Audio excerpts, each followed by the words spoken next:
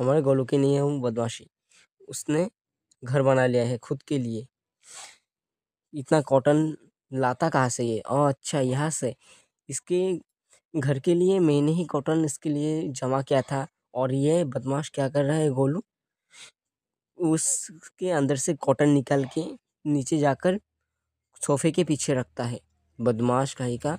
जब भी देखता हूँ मेरे साथ ही ये ऐसे झगड़ा करता है और अगर इसका घर को अगर मैं छू लूँ भी लूँ मुझे काट डालेगा ये। काटता है इतना बदमाश। फिर से अब क्या करेगा?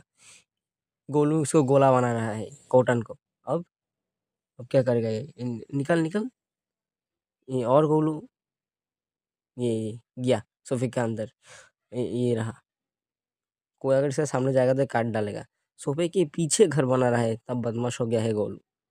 ये देखो, देखो दोस्तों, देख तो सकते हो। अगर इसको पकड़ लिया तो काट ही डालेगा। दीदी को भी काट डालेगा मेरा। सबको काटता है बदमाश।